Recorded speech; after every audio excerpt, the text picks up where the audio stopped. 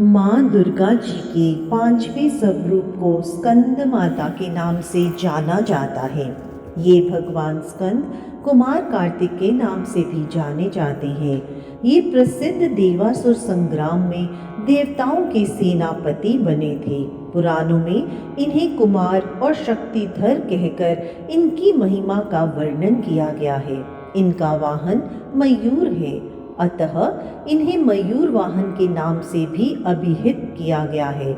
इन्हीं भगवान स्कंद की माता होने के कारण माँ दुर्गा जी के इस पांचवें स्वरूप को स्कंद माता के नाम से जाना जाता है। इनकी उपासना नवरात्रि पूजा के पांचवें दिन की जाती है। इस दिन साधक का मन विशुद्ध चक्र में अवस्थित होता है। इनके विग्रह में भगवान स्कंद जी बाल रूप में इनकी गोद में बैठे होते हैं। स्कंद मात्र स्वरूपिणी देवी की 4 भुजाएं हैं। ये दाहिनी तरफ की ऊपर वाली भुजा से भगवान स्कंद को गोद में पकड़े हुए हैं और दाहिनी तरफ की नीचे वाली भुजा जो ऊपर की ओर उठी हुई है उसमें कमल पुष्प है। बाईं तरफ की ऊपर वाली भुजा वर मुद्रा में और नीचे वाली भुजा जो ऊपर की ओर उठी है उसमें भी कमल पुष्प ली हुई है। इनका वर्ण पूर्णतः शुभ्र है। ये कमल के आसन पर विराजमान रहती हैं। इसी कारण से इन्हें पद्मासना देवी भी कहा जाता है। सिंह भी इनका वाहन है। नवरात्र पूजन के 5वें दिन का शास्त्रों में पुष्कल महत्व बताया गया है।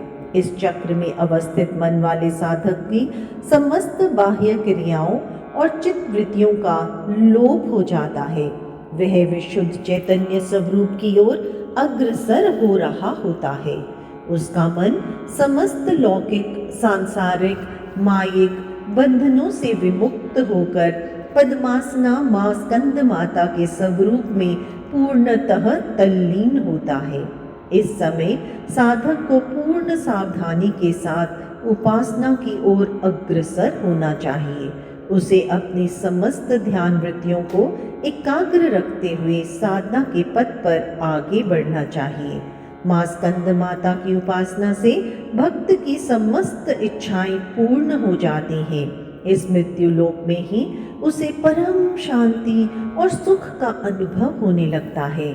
उसके लिए मोक्ष का द्वार स्वयंमेव सुलभ हो जाता है। स्कंद माता की उपासना से बाल रूप स्कंद भगवान की उपासना भी स्वयंमेव हो जाती है। यह विशेषता केवल इन्हीं को प्राप्त है। अतः साधक को स्कंद माता की उपासना की ओर विशेष ध्यान देना चाहिए। सूर्य मंडल की अधिष्ठात्री देवी होने के कारण इनका उपासक अलौकिक तेज और कांति से संपन्न हो जाता है। एक अलौकिक प्रभा मंडल अदृश्य भाव से सदैव उसके चतुर्दिक परिव्याप्त रहता है। यह प्रभा मंडल प्रतिक्षण उसके योगक्षेम का निर्वहन करता रहता है।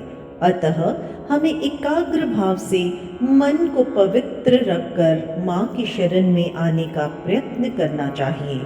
इस घोर भवसागर के दुखों से मुक्ति पाकर मोक्ष का मार्ग सुलभ बनाने का इससे उत्तम उपाय दूसरा नहीं है।